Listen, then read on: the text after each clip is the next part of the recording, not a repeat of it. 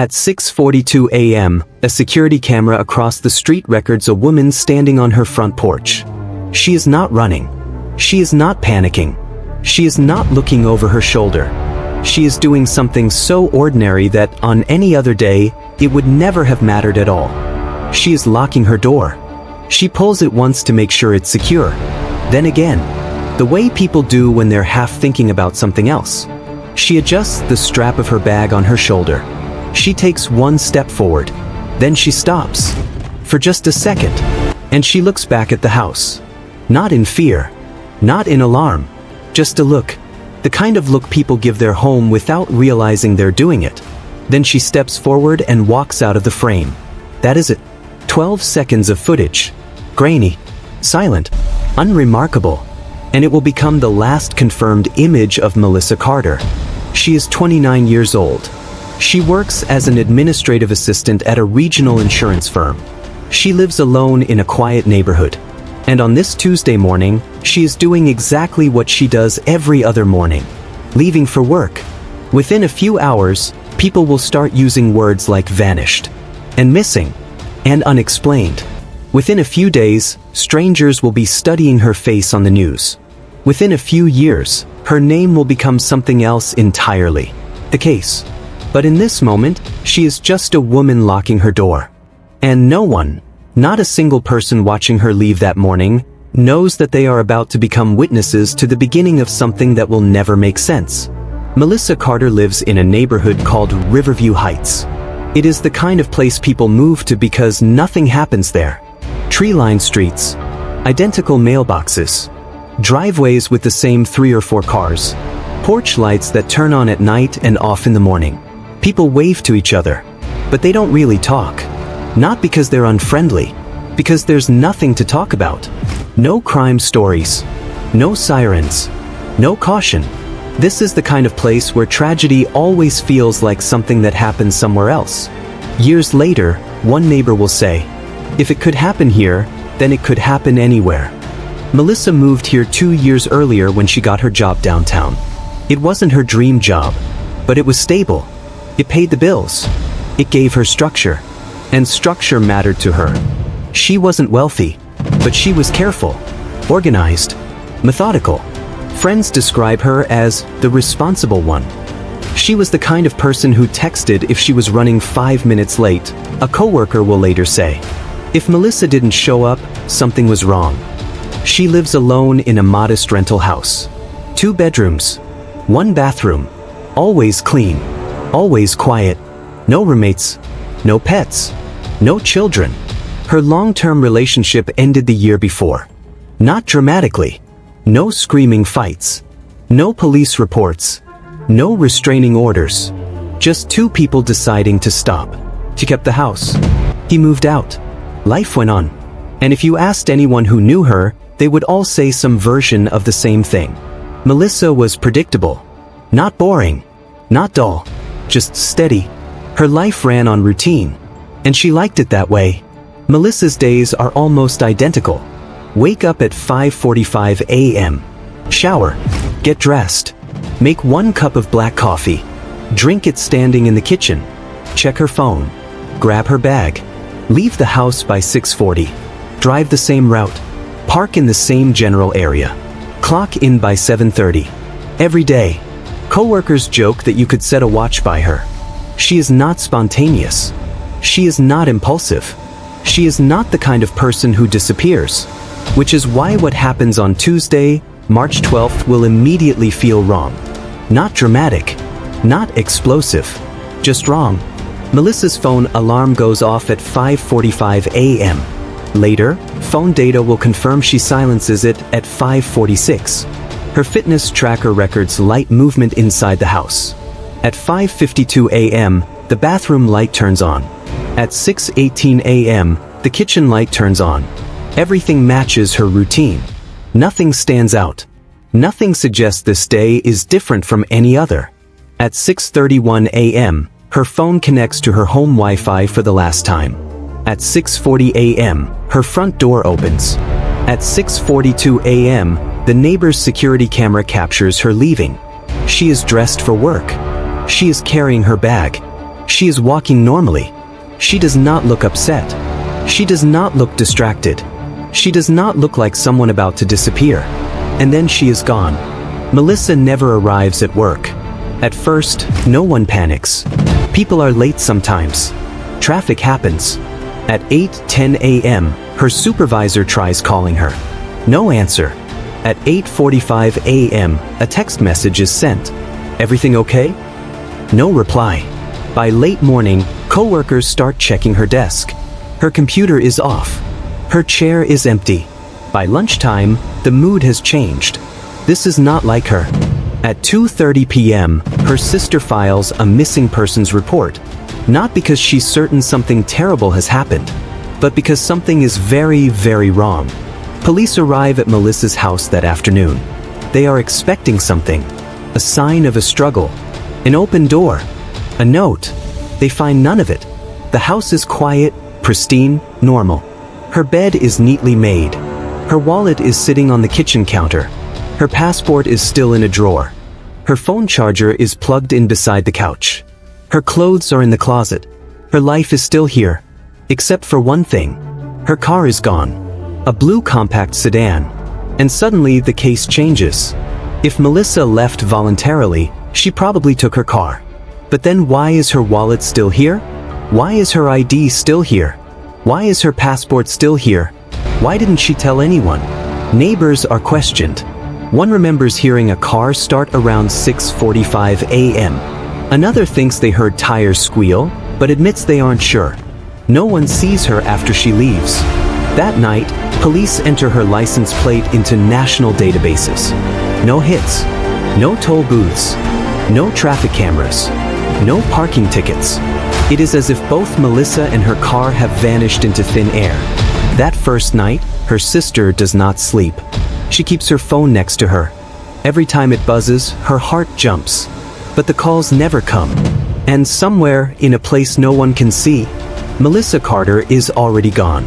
By the second day, Melissa Carter's disappearance is no longer just a formality in a police database. It has a name. It has a file. It has a growing stack of paper on a detective's desk. And already, it has a problem. There is nothing to work with.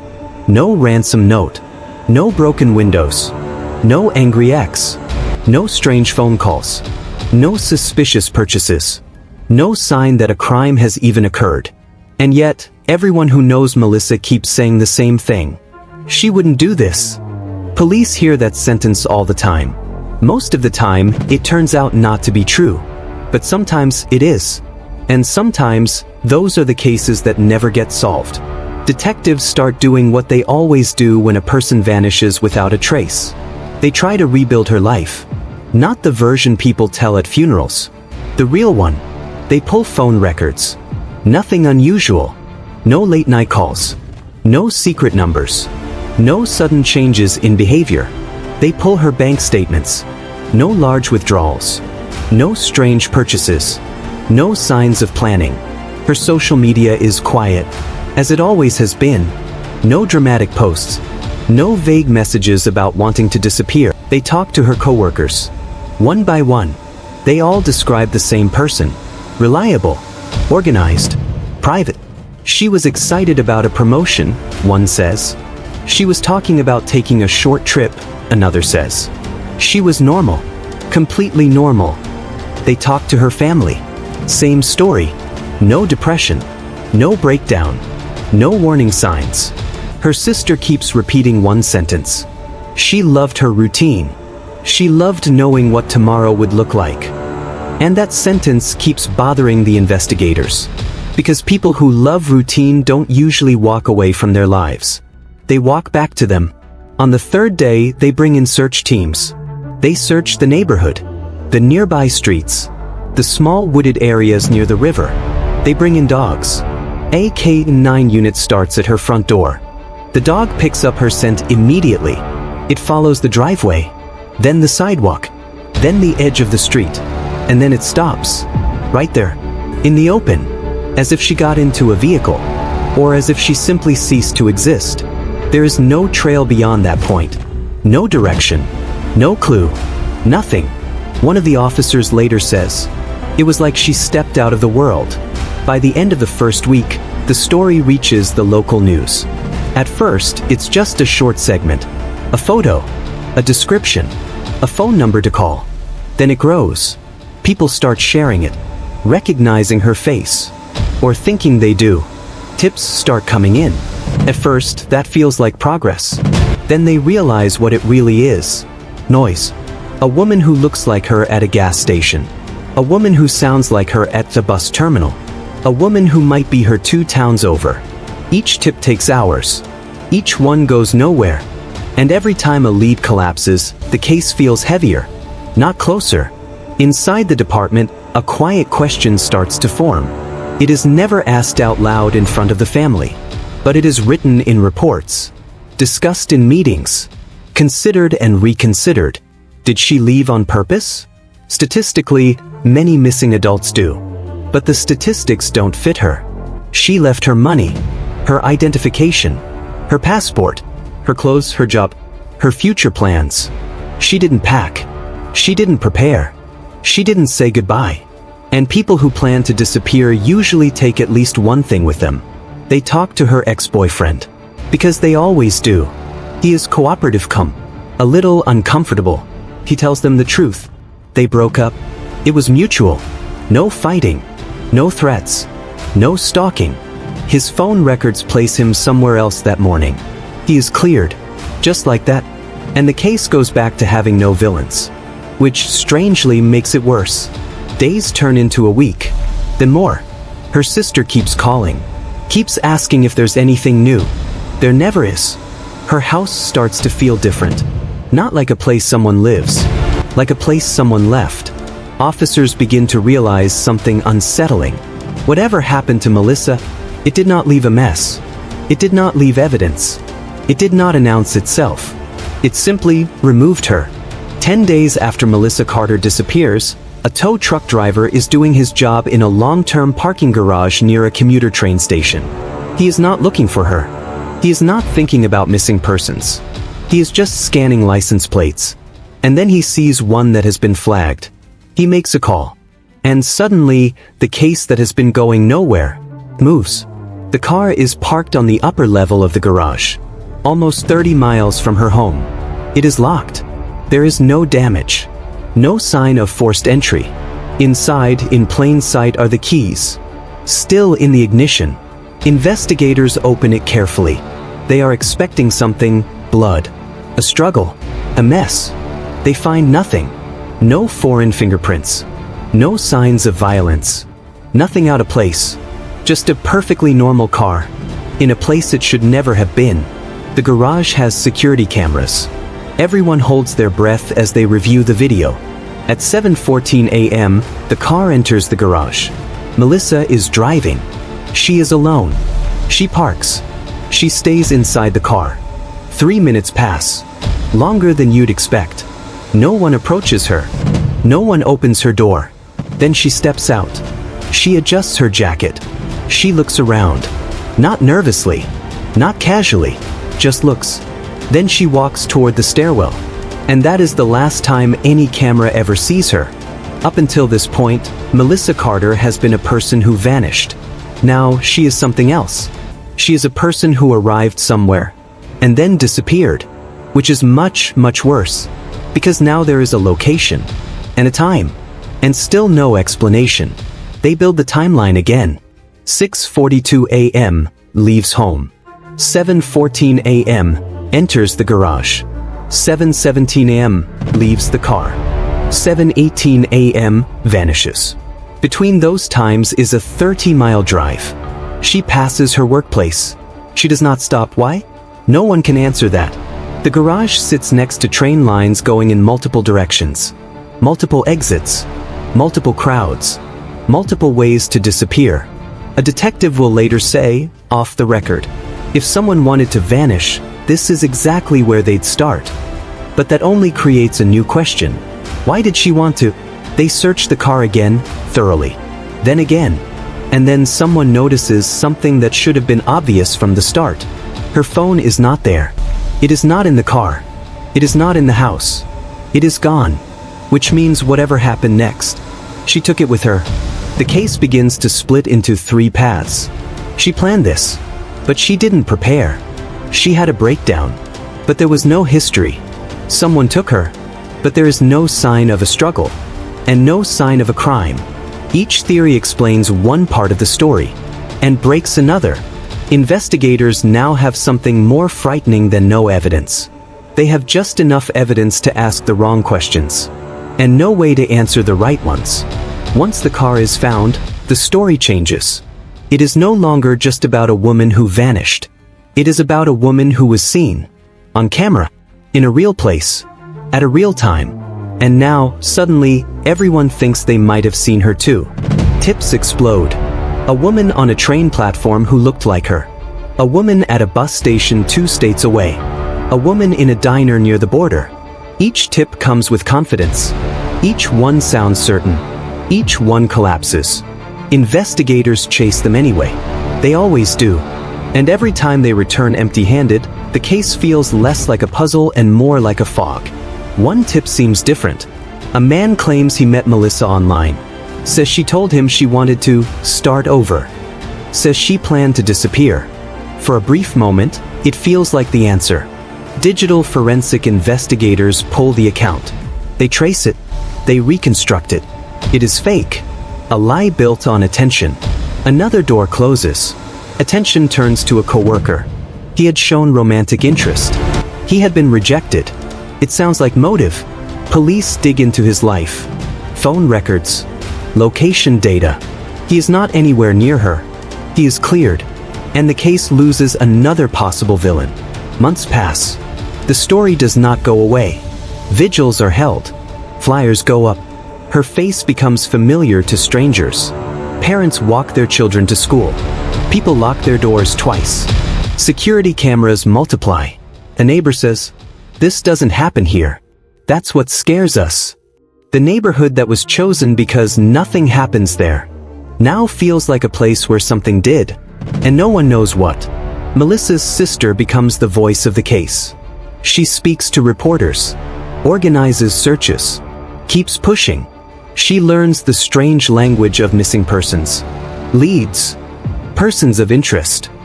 Active investigation. She also learns what those words usually mean. Nothing. Every time the phone rings, her heart jumps. Every time, it is not Melissa. Detectives keep returning to one thing. The phone. It is never found. Not in the house. Not in the car. Not in the garage. It leaves with her. Which means whatever happened, she was still alive when she left that garage. At least for a while. If she planned this, why leave everything behind? Why leave her money? Why leave her life? If she had a breakdown, why so organized? Why this location?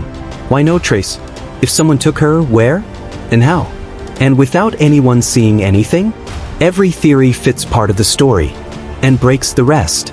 Investigators keep watching the garage footage over and over and over. They study how long she sits in the car, the way she looks around, the way she walks. They try to see something that isn't there. A hesitation, a signal, a sign of fear. There is none, which somehow makes it worse. One detective admits something quietly years later. If she got on a train, we may never know which one. No ticket, no camera, no witness who noticed anything special about an ordinary woman walking into an ordinary crowd. That is the horror of it. Nothing about her disappearance required violence, or noise, or a crime scene. Just one step into the wrong place, or one encounter with the wrong person. The file gets thinner. The calls slow down. New cases arrive. This one does not close. It just stops moving. Her car sits in police storage. Her house is eventually rented to someone else. Life continues, except for the people who are still waiting. No arrests, no remains, no answers. Every year, on March 12th, her sister posts the same message online. If you know something, say something. Every year, nothing changes. Melissa Carter did not vanish in the dead of night. She did not disappear in a dangerous place. She did not leave behind a mystery that looks like a movie. She left for work. She walked into a normal day. And somewhere between routine and reality, she was removed from the world. Because if someone can lock their door, adjust their bag, walk into a parking garage, and simply cease to exist, then the most frightening part of this story isn't what happened to Melissa Carter. It's this: how many other people have come just as close and never even knew it? What do you think? If you were part of the investigation, what would be your top priority in solving Melissa's case?